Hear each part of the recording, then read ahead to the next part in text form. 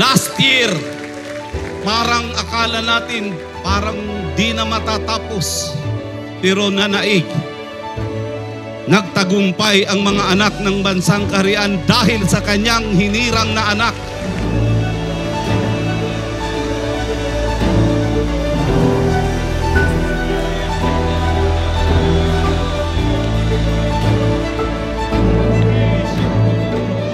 From the very beginning, persecution has been relentless.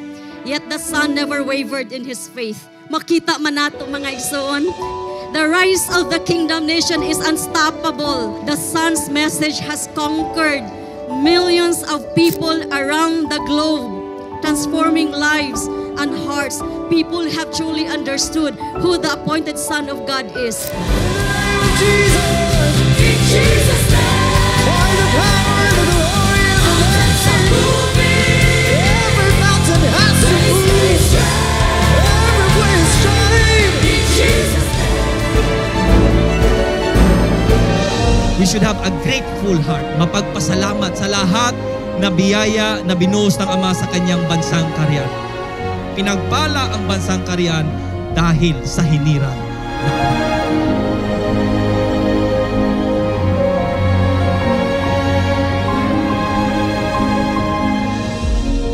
Amidst the lies and accusations thrown at you, Pastor, na amin nagpabilin, walay lain makatestify, walay lain makasulti sa kamatuoran, kundi kami nga nagpabilin diri sa sulod sa kingdom.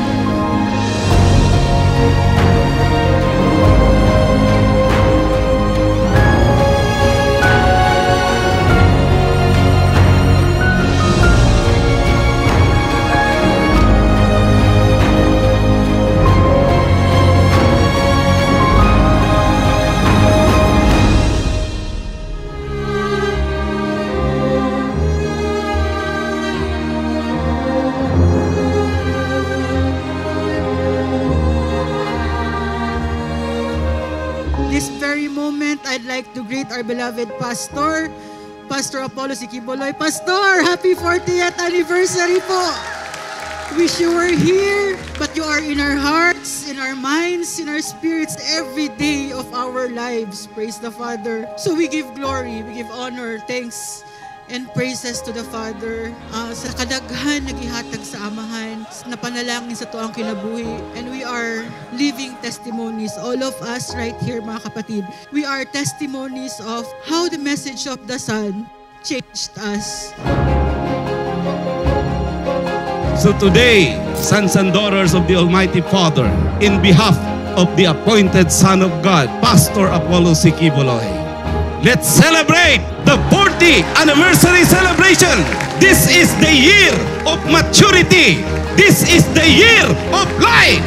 Happy anniversary to all sons and daughters all over the globe.